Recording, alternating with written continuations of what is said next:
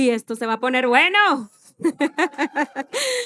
¿Cómo están, amigos? Me da muchísimo gusto estar nuevamente con ustedes. Si alguien está aquí por primera o segunda vez o tal vez tiene poco tiempo con nosotros, seguramente no tenemos el gusto de conocerlos y me encantaría presentarme. Yo soy Pri Solís, soy parte del equipo que se mantiene invisible, ese equipo que siempre está atrás del escenario, hasta atrás del salón, y que básicamente juntos hacemos posible esta reunión todos los domingos para los adultos. Y hoy me toca estar demasiado visible de este lado y de verdad es un gran placer y un gusto para mí poder estar con ustedes porque este mensaje realmente es muy, muy especial. Sin duda yo creo que nos va a dejar algo muy bueno para cada uno de nosotros. Muy bien.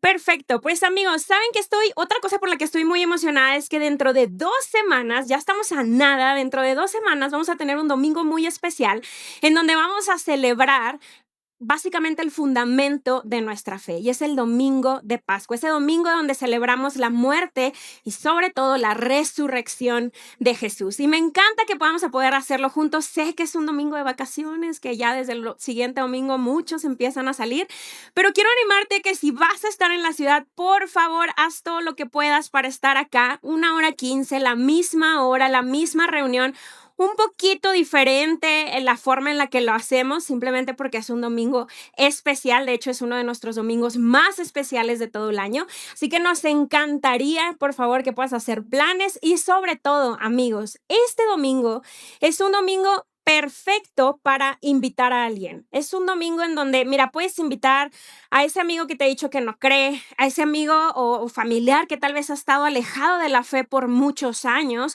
o tal vez simplemente alguien que tú sepas que está pasando por un momento complicado. Me encantaría de verdad que te animaras a venir y a no venir solo, sino a venir acompañado, que eso va a ser muy especial tenerte por acá.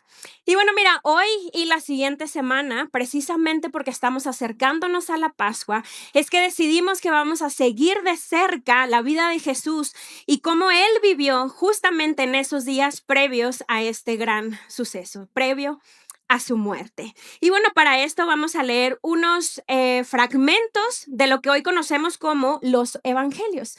Y mira, a mí me encanta y me impresiona cómo los evangelios no tenemos solamente uno, no tenemos dos, sino que tenemos 4: Mateo, Marcos, Lucas y Juan, que nos dejan estos relatos de la vida de Jesús. Podemos ver en bastante diferentes autores qué onda con la vida de Jesús, cómo vivió su vida y las diferentes enseñanzas que nos dejó. Entonces, para la plática de hoy, me encantaría que vamos a empezar más bien con el libro de Mateo, que justamente lo escribió Mateo.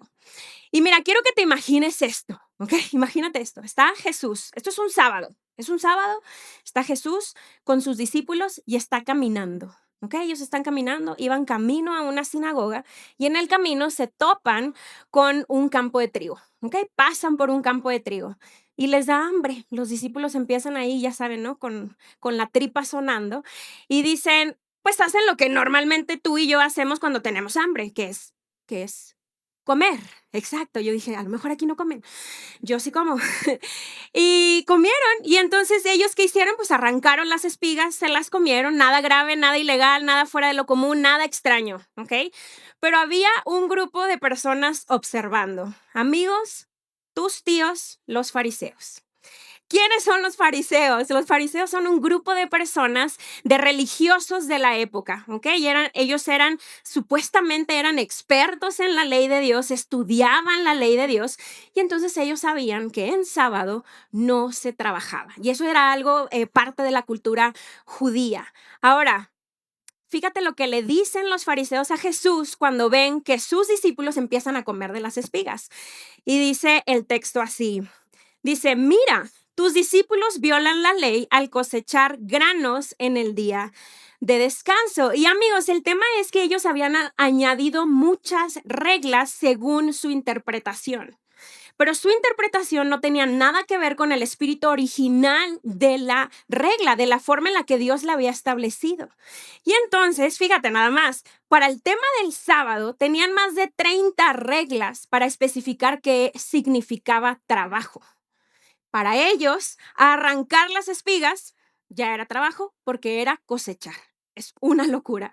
Y entonces Jesús se detiene y les dice a los fariseos, les cuenta dos historias o les recuerda dos historias del Antiguo Testamento. Ahora, lo que nosotros hoy conocemos como el Antiguo Testamento, para la gente, para los fariseos, ellos simplemente era la ley de Dios. Y entonces cuando Jesús les recuerda estas historias, me parece muy interesante cómo, pues obviamente Jesús sabía que ellos sabían de esas historias, pero era como diciéndoles, muchachos, como que no entendieron nada. Y entonces le recuerda la historia de David.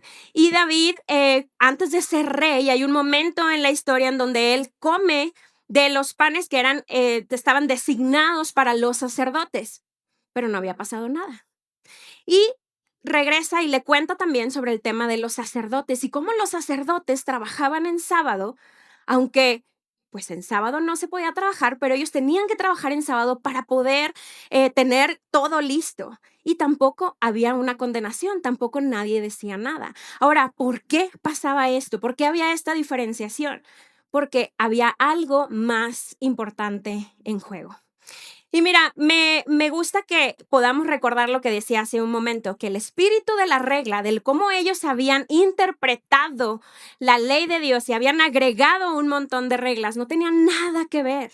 No tenía nada que ver con la forma en la que Dios lo instituyó originalmente. Y mira, cuando Jesús les cuenta, les habla de esto de los sacerdotes y les dice, oye, los sacerdotes trabajaban en sábado y demás, eh, les dice lo siguiente, les tiran una bomba, y fíjate, vamos a leerla. Dice, les digo, aquí hay uno que es superior al templo. Imagínate eso. Y mira, para darte un poco de contexto, el templo era el lugar más importante para los judíos, era el lugar más importante, era como un lugar sagrado. Se creía que ahí estaba la presencia de Dios mismo, habitaba en el templo. Entonces era, o sea, llega Jesús y les dice, yo soy superior al templo. O sea, yo me los imagino a todos así como en shock. ¿Qué? ¿Este tipo quién se cree que es diciendo semejante barbaridad, no? Y entonces, bueno, mira, sin terminarlo de procesar, porque así es, así, eso hacía Jesús, no lo termina de procesar. Y entonces él sigue caminando con sus discípulos hasta que llegan a una sinagoga. Recuerden que ellos iban camino a una sinagoga.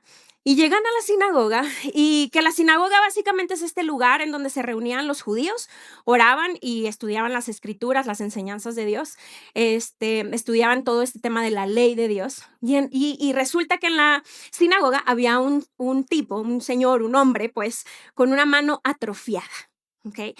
Que en otras versiones dice una mano deforme.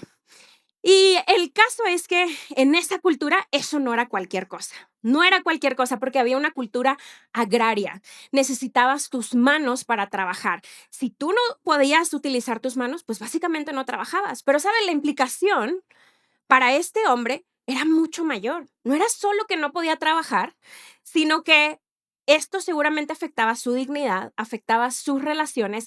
Y miren, yo estoy segura, no hay algo escrito, pero yo estoy segura que estaba viviendo excluido. Seguramente vivía apartado, seguramente escondía su mano para poder que nadie la viera, ¿no?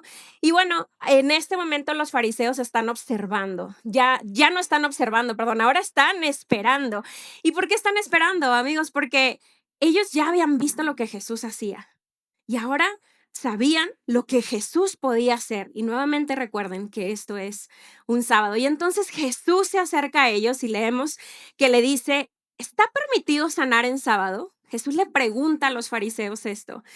Porque, a ver, según sus reglas, sanar en sábado estaba prohibido. Sanar en sábado estaba prohibido. Básicamente, si tú estabas mal, pues espérate el siguiente día, ojalá que te mejores y que no te pase nada, ¿no?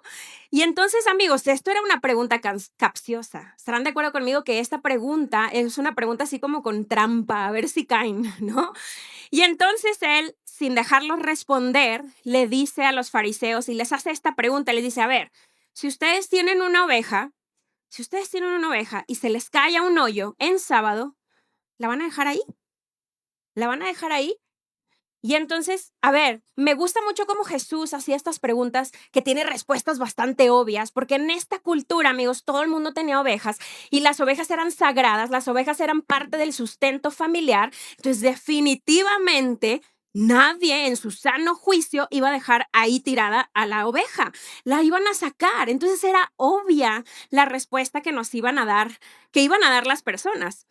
Y entonces Jesús les dice lo siguiente, dice, y cuanto más valiosa es una persona, y cuánto más valiosa, perdón, es una persona que una oveja. Así es, la ley permite que una persona haga el bien en el día de descanso. Amigos, me encanta, Jesús lo deja demasiado claro. Está permitido hacer el bien en el día de descanso, lo que pusimos en amarillo, básicamente. Y entonces lo que pasa es que, vuélvete a imaginar esta escena, Jesús le dice al hombre que extienda su mano, y entonces imagínate el hombre está en medio, todas las miradas están enfocadas en él, y entonces yo me imagino que el hombre, ay no puedo porque no la tengo tan larga, pero seguramente tenía como escondida su mano, y Jesús le dice extiende tu mano, y cuando saca su mano sale restaurada, completamente sana. En unas versiones dice que sale igual que la otra, completamente sana y sin ningún tema. Y amigos, a mí lo que yo creo es que, ¿sabes? Jesús quería que las personas, que los fariseos, los que estaban viendo esto, se hicieran esta pregunta, ¿quién es este? Y seguramente ellos estaban haciendo, o sea, imagínate la escena, están viendo a Jesús, están viendo que solo dijo extiende la mano y su mano quedó restaurada. Y ellos seguramente estaban preguntándose, ¿quién es este tipo? ¿Quién es este tal Jesús? Y Jesús quería que se hicieran esa pregunta. Pero amigos, estoy convencida que es la misma pregunta que Dios quiere que hoy tú y yo nos hagamos. ¿Quién es Jesús? Ahora, continuando con la historia, tal vez tú vas a pensar que, oye, ¿ya vieron semejante cosa? Bien padre. Sanó a este hombre de una forma súper sobrenatural y milagrosa. Ya, todos van a estar festejando, van a estar felices, van a estar... Siento decirte que no. Veamos qué dice. Entonces los fariseos convocaron a una reunión para tramar cómo matar a Jesús. Lo voy a volver a leer, ¿ok? Entonces los fariseos convocaron a una reunión para tramar cómo matar a Jesús. Es una locura. ¿Qué? Matarlo por hacer el bien. ¿Por qué? ¿Por qué los fariseos querían hacer esto? Y bueno, la historia concluye con que Jesús sale de la sinagoga, y quiero que te imagines esta escena, está saliendo de la sinagoga, también están saliendo los fariseos, sale el resto de la gente, ¿a quién crees que siguen? Exacto, solo a Jesús, no siguieron a los otros, siguen a Jesús. Y dice, el texto nos dice que Jesús sanó a todos los enfermos en ese mismo día, en sábado, porque hacer el bien en sábado estaba permitido, no iba contra la ley de Dios. Y además, las personas son más importantes que las ovejas. Mira, de hecho, en estas últimas semanas de Jesús, antes de llegar a su muerte, hay algo que nos queda muy claro. Jesús tenía la autoridad para perdonar pecados. Jesús tenía la autoridad para perdonar pecados conforme a su voluntad.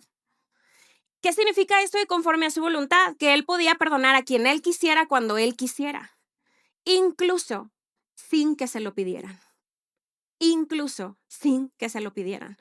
Y amigos, sabes, esto lo vemos en diferentes momentos. O sea, si nos ponemos a leer los evangelios, podemos ver diferentes momentos en donde Jesús perdonaba sin que él se lo pidieran. De hecho, hay una muy evidente en donde Jesús está crucificado y él ora y dice, Padre, perdona a los que me hicieron esto. Y sabes, eso son buenas noticias para ti y para mí. Que Dios nos perdone sin que se lo pidamos son buenas noticias. Porque seamos honestos, muchas veces ni siquiera sabemos de qué tenemos que ser perdonados. Porque si tú creciste como yo, en el contexto de fe en el que yo crecí, crecimos aprendiendo que si no pides perdón, no recibes perdón. Qué padre es que tenemos un Dios que nos perdona sin que se lo pidamos.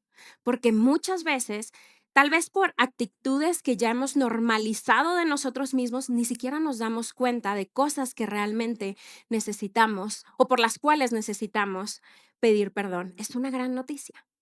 Ahora, te conté esta historia de donde vemos a Jesús sanando y donde además recordamos el increíble amor de Dios y cómo Él nos perdona incluso sin que se lo pidamos, que por cierto, nota el pie.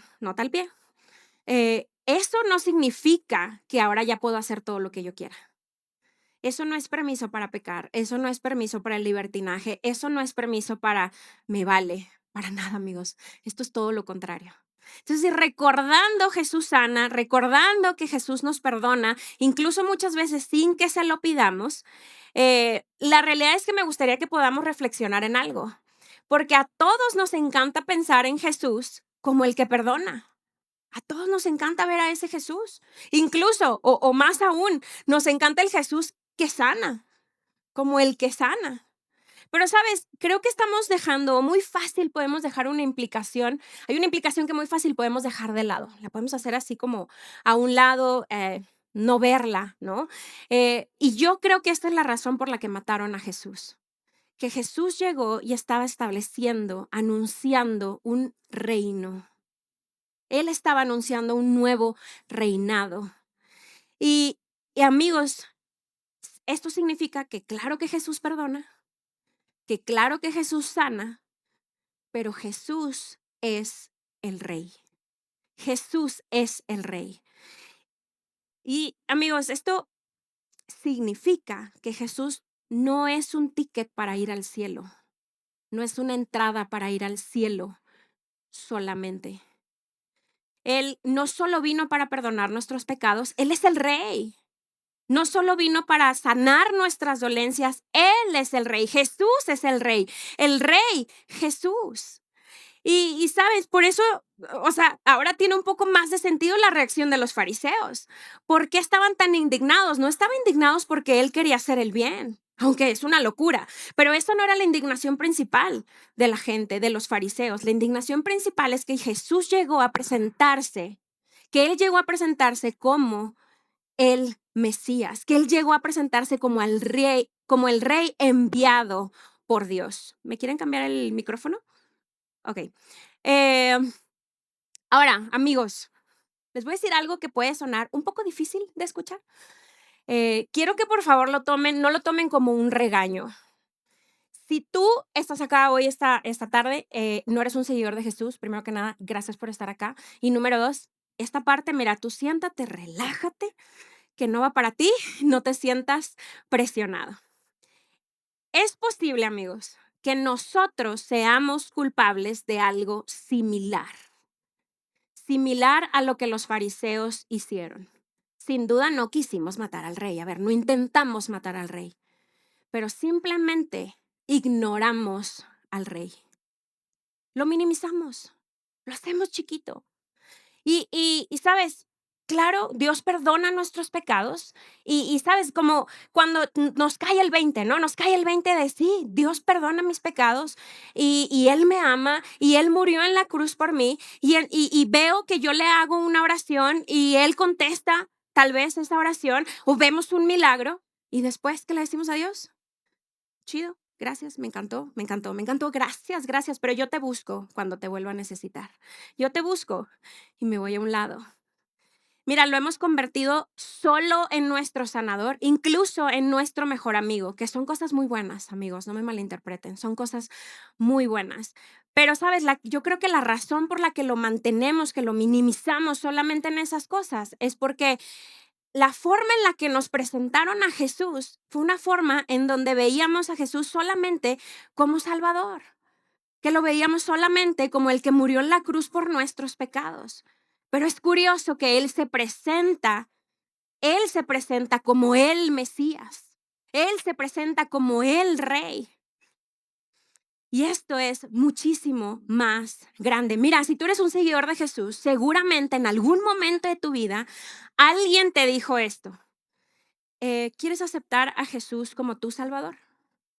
¿Quieres que Él perdone tus pecados? Pero ¿qué tal si nos hubieran dicho, ¿quieres entregar tu vida a Él y todo lo que hay en tu vida para seguir a Jesús, el Rey? Porque claro, una implicación sería, hay una implicación muy diferente, hay una respuesta muy diferente. Fíjate, es como decirle a Dios, claro, perdona mis pecados. Si nos dicen la primera pregunta, ¿te gustaría aceptar a Jesús como tu Salvador? ¿Te gustaría que perdonara tus pecados? Claro, perdona mis pecados. ¿Te gustaría entregar tu vida a Dios y todo lo que hay en él para seguir a Jesús, tu rey? Te entrego mi vida. ¿Qué implica esto? ¿Mi futuro? ¿Con quién me voy a casar? ¿Mi moralidad? ¿Mi sexualidad? ¿Qué voy a estudiar? ¿Qué voy a hacer? ¿Cómo manejo mi tiempo? ¿Cómo manejo mi dinero? ¿Cómo educo a mis hijos? Todas las áreas de nuestra vida. Y mira, yo sé que esto es difícil de escuchar y a mí me gustaría que nos hiciéramos esta pregunta.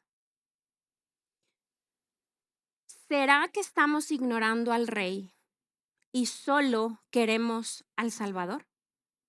Mira, si por alguna razón te desconectaste del mensaje y estás pensando en qué vas a comer, ya estás pensando en el plan chido de al rato, o tal vez agarraste tu celular, estás platicando con alguien, eh, te quiero pedir que regreses en este momento y piensa en esto. ¿Será, te la vuelvo a hacer, será que estamos ignorando al Rey y solo queremos al Salvador? O sea, solo queremos el beneficio, pero estamos ignorando a Jesús el Rey.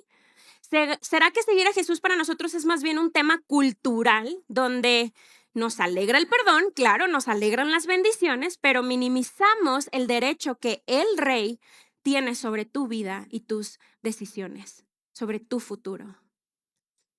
Y se siente algo. O sea, si ahorita se rompe algo, lo escucho, yo creo. Se siente algo, hay una tensión muy natural que para todos esto nos lo puede generar. Porque miren, el perdonador de pecados, el que muere en la cruz, el que nos ama, es muy atractivo, nos encanta, súper buena onda, somos Team Jesus.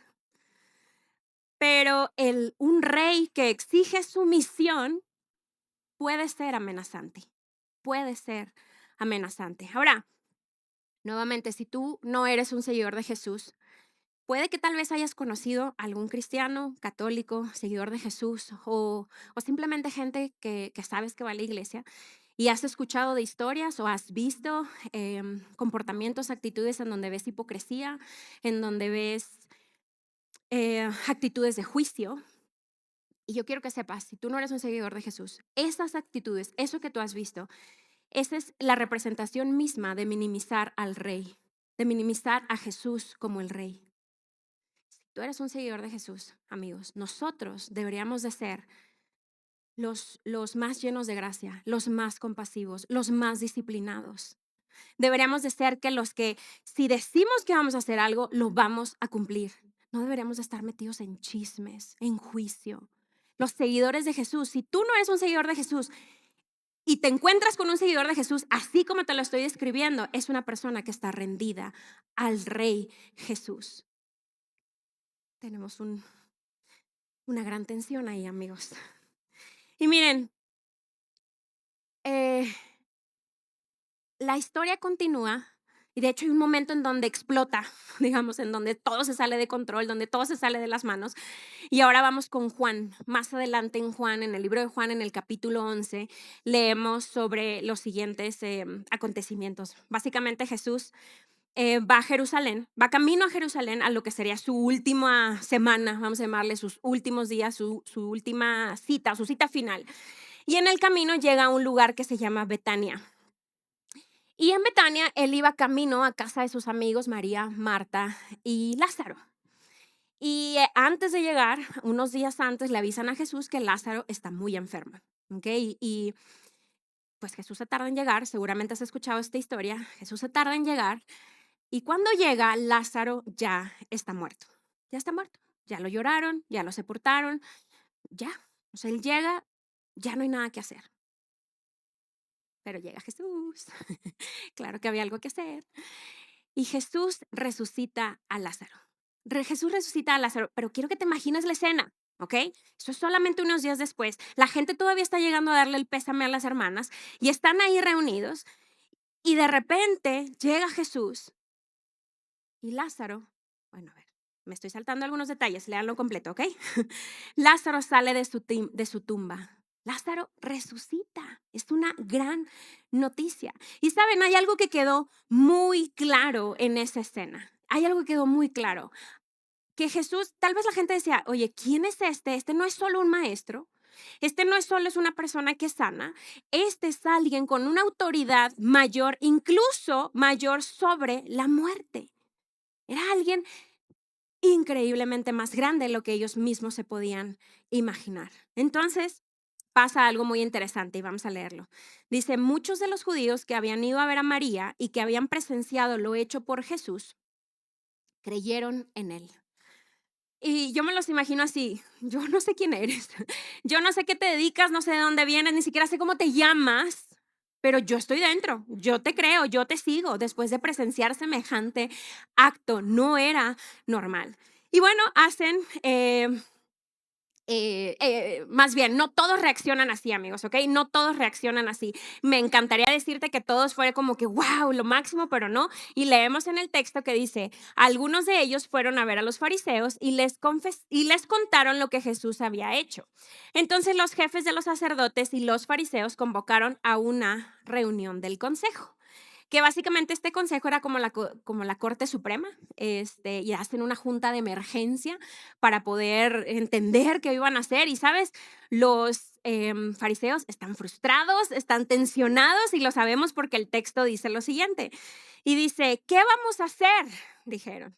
Este hombre está haciendo muchas señales. Si lo dejamos seguir así, todos van a creer en él. Entonces, o sea, ellos están diciendo, se nos está saliendo de las manos. Cada vez más gente lo está siguiendo. Cada vez más gente está creyendo que él es quien dice ser.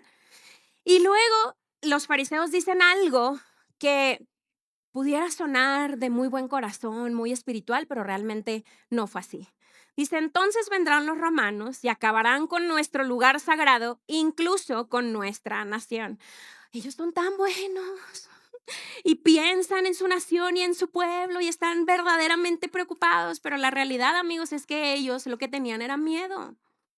Miedo de que los reemplazaran, miedo de dejar de ganar del templo, miedo, perdón, de perder su lugar, de perder su posición, de perder su poder. Tenían miedo, eso era lo que estaba de fondo. Y básicamente, como les decía, no querían ser reemplazados. Y entonces el líder, que era el sumo sacerdote, les dice lo siguiente.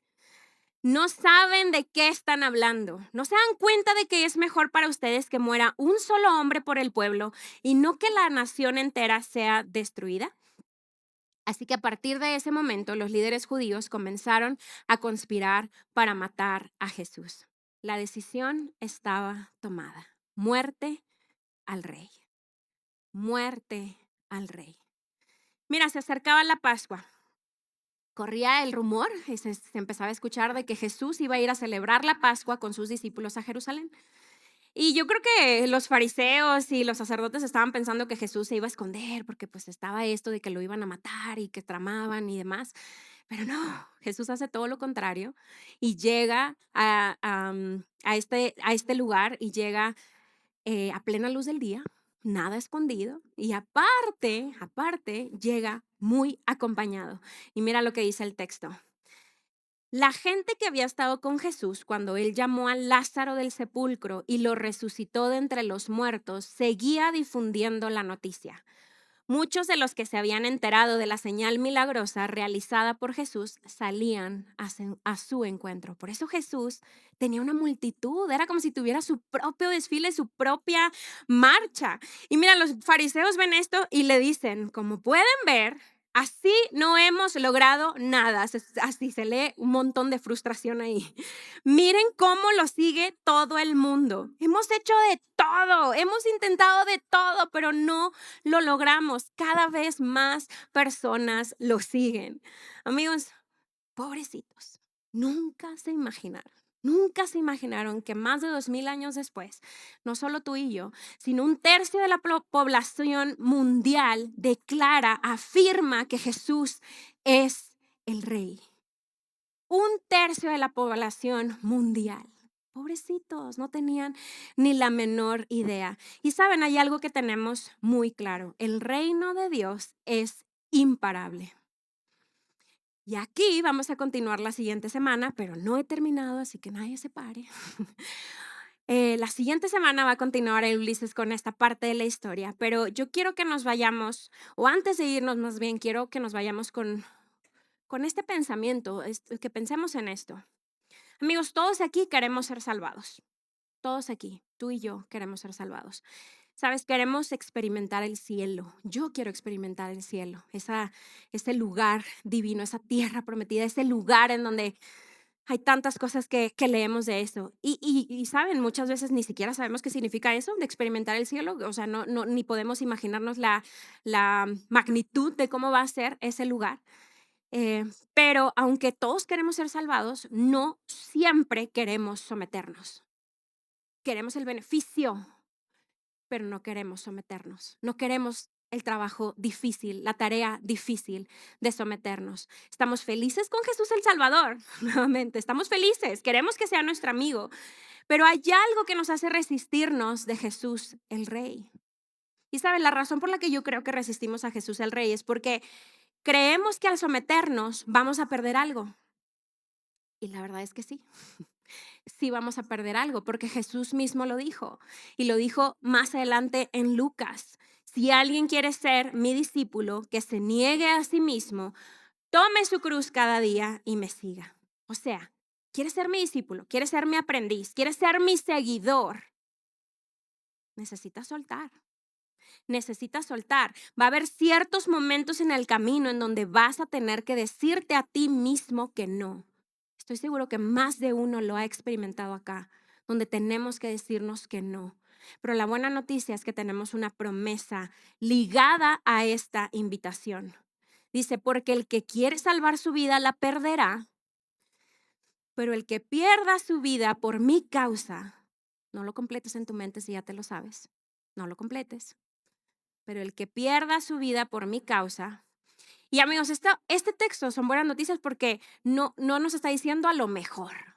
Mira, tú hazlo y déjame yo reviso. A ver si ando de buenas en ese momento. No, esto es una fórmula. Esto es una fórmula. El que quiera salvar su vida la perderá. Si nos aferramos a lo que nosotros queremos, la vamos a perder. Pero si voluntariamente entregamos nuestra voluntad, nos sometemos al Rey Jesús, por su causa, pero el que pierda su vida por mi causa la salvará. Cuando nos aferramos a nuestras maneras, a nuestro trabajo, a nuestras relaciones, a la idea que nosotros tenemos de lo que es mejor para nosotros, cuando nos aferramos a que este plan que yo tengo es lo mejor, no hay nada mejor, nos aferramos, nos aferramos, ¿sabes? Más adelante en la vida te das cuenta de que esos no eran los mejores planes. Más adelante en la vida te das cuenta que eso no era vivir en plenitud, que esa satisfacción que sentiste no era una satisfacción que perduraba para nada. Y ¿sabes por qué lo sé? No solamente porque yo lo he experimentado en mi vida, sino que de verdad no te puedes imaginar las veces que hemos escuchado y hemos visto a personas llegar y decir, ¿por qué hice eso? ¿Por qué la regué tanto? Y seguramente digo esas palabras y en tu mente ya estás pensando en un momento en donde te arrepentiste. Porque eso es lo que pasa. Empezamos a experimentar un montón de arrepentimiento. Y mira, cuando hacemos lo opuesto, pues, cuando abrimos nuestras manos y le decimos a Dios, aquí estoy. Tu voluntad no la mía, tus planes no los míos, tus sueños no los míos. Lo que tú quieras hacer conmigo, no lo mío. Sucede algo espectacular, algo que realmente ni siquiera nos podíamos imaginar. Esta vida que anhelábamos, que soñábamos, incluso la que no podíamos ni soñar, la que no podíamos ni anhelar, es la vida que empiezas a vivir. Es la vida que empiezas a vivir porque entregamos y sometimos al Rey Dios, Jesús. Mira, esta es una paradoja del reino. Y C.S. Lewis en su libro Mero Cristianismo lo dejó escrito de esta forma. La sumisión al rey no es una pérdida de identidad, sino el único camino para encontrarla. La sumisión al rey no es una pérdida de identidad, sino el único camino para encontrarla.